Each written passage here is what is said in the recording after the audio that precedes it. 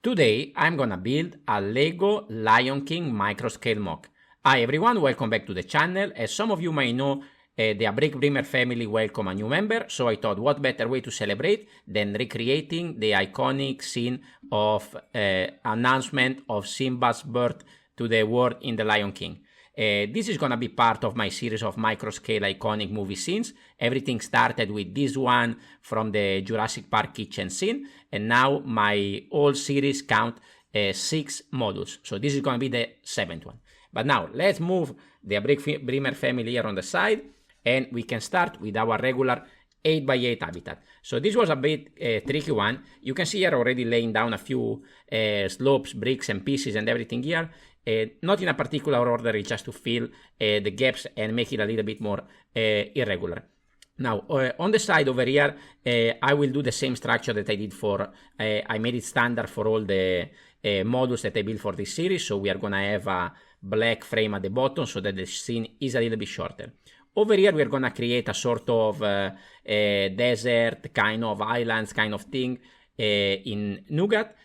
So I also added a little bit of a water feature over here on the side, and here I'm gonna add a round one because I'm gonna need that to add some trees later on.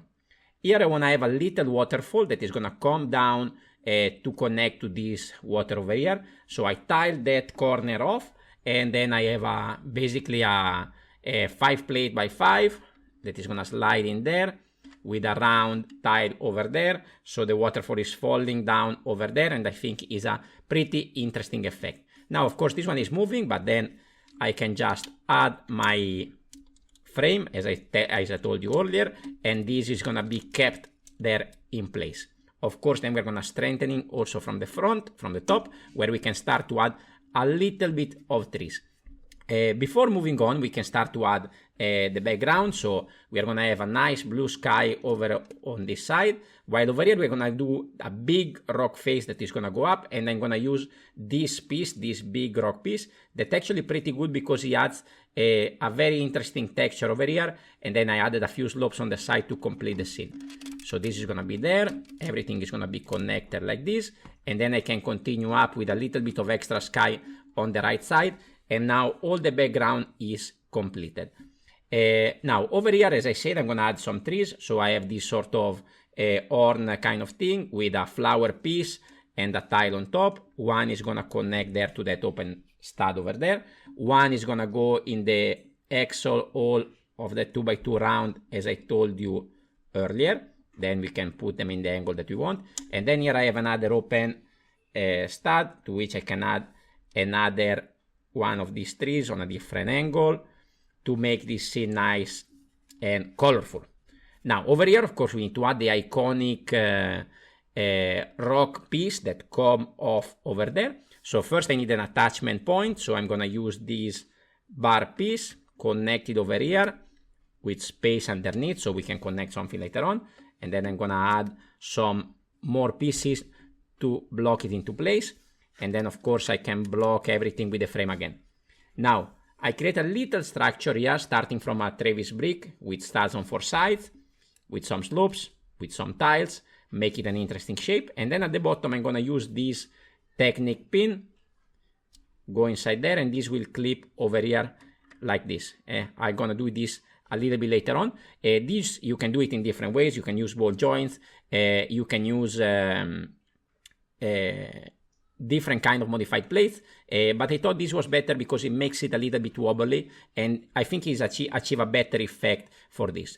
By the way, if you like this waterfall technique, I also recommend you to check out my first microscale habitat. That was a sort of Japanese kind of landscape that has a feature similar to that one that goes all the way to the top of the habitat. But moving on, now the big rock on the top is going to be basically different layer of wedge plates, very simple, very straightforward. On the back side, I'm using some brackets and some of these angle grills, so that this is basically going to be going towards the wall back there, something like this. It's going to be a little bit loose, so we can move it around to the better angle. And now we need to start to add our main characters. So over here, we're gonna add, I think the name is Serafina, the Simba's mom. So you can see here how I build the lion. So I have 2 modified plates. with a round brick in the middle, and then one more stud, and then one corner tile at the front.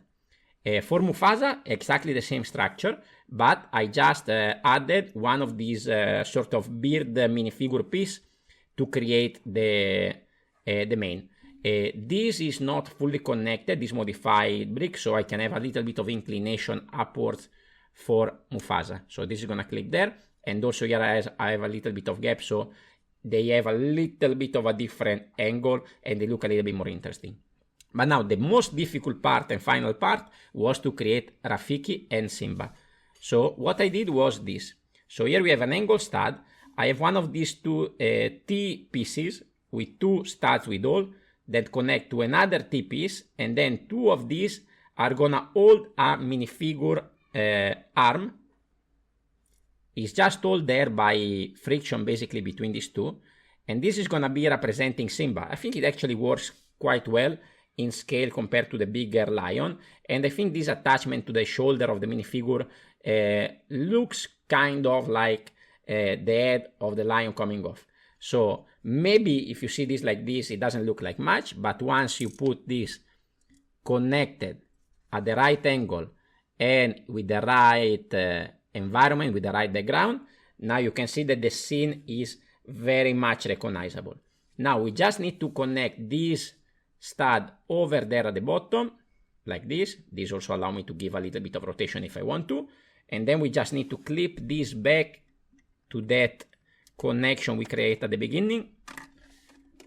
Maybe we can remove this one first.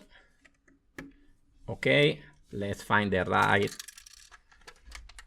angle. We can add Simba back on later. Of course, you can find a way to make this sturdier, but I think it's good to have it a little bit free to move like this, so we can get a little bit of different angles. So now it's blocked at the front. You can see the iconic shape of the rock, and then let's put Simba back here at the front, like that. Maybe I think we can slide this off a bit. There we go. So here we have our completed scene from the birth of Simba, here with the A Brick Dreamer family. And if you enjoy Disney habitats in particular, I also have a series of minifigure habitat with some Disney one, and my favorite one was the one from Aladdin, the one for the Jasmine minifigure that is here on the left, and I highly recommend you to check it out. Please remember to leave a like, leave a comment, and subscribe to the channel. That will help us grow a lot. Thank you very much, and I will see you on the next video. Ciao, ciao!